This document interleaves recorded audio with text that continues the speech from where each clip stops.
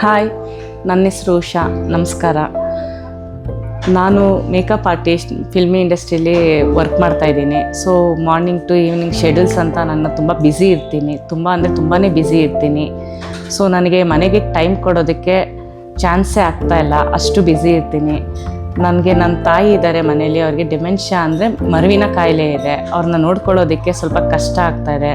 ನಾನು ಈಚೆ ಹೋದಾಗ ನನಗೂ ಕೆಲಸ ಮಾಡೋದಕ್ಕೆ ಟೆನ್ಷನ್ ಆಗುತ್ತೆ. ಏನು ಮಾಡಿದ್ರು, ಏನು ಬಿಟ್ಟರು, ಏನು ತೊಗೊಂಡ್ರು, ಮೆಡಿಸಿನ್ಸ್ ತೊಗೊಂಡ್ರ, ಊಟ ಮಾಡಿದ್ರ, ಟೈಮ್ ಕರೆಕ್ಟಾಗಿ ಏನು ಮಾಡಿದ್ರು ಅನ್ನೋದು ಸ್ವಲ್ಪ ಕಷ್ಟ ಆಗ್ತಾಯಿದೆ.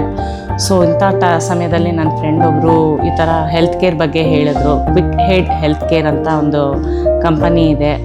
ಅವರಿಗೆ ನಾನು ಕಾಲ್ ಮಾಡಿ ಎಲ್ಲ ಕೇಳ್ಕೊಂಡಿದ್ದಕ್ಕೆ ಅವರು ಈ ಥರ ಸಜೆಷನ್ ಕೊಟ್ಟರು.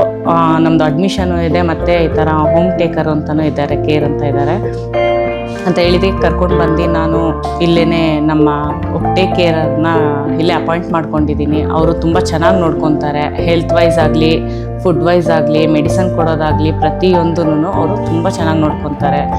ಪೇಷಂಟ್ಸ್ ಹತ್ರ ಒಂದು ಫ್ರೆಂಡ್ಲಿ ಆಗಿರ್ತಾರೆ. ನಮ್ಮ ತಾಯಿಗೂ ಅನ್ಕಂಫರ್ಟಬಲ್ ಫೀಲ್ ಇರಲ್ಲ. ಬೇರೆ ಕಡೆ ಇದ್ದೀನಿ, ಬೇರೆ ಯಾರೋ ಜಾಗದಲ್ಲಿ ನನ್ನನ್ನು ಬಿಟ್ಬಿಟ್ರು ಅನ್ನೋದು ಇಲ್ಲ. ನಮ್ಮ ಮನೇಲೇ ಇದ್ದಾರೆ, ಹಾಯಾಗೇ ಇದ್ದಾರೆ. ಬಟ್ ಬೇರೆಯವ್ರು ನೋಡ್ಕೊತಾರೆ ಅನ್ನೋದಕ್ಕಿಂತ ಫ್ರೆಂಡ್ಲಿ ಆಗಿದ್ದಾರೆ. ಇವಾಗ ಅವರು ಖುಷಿಯಾಗಿದ್ದಾರೆ.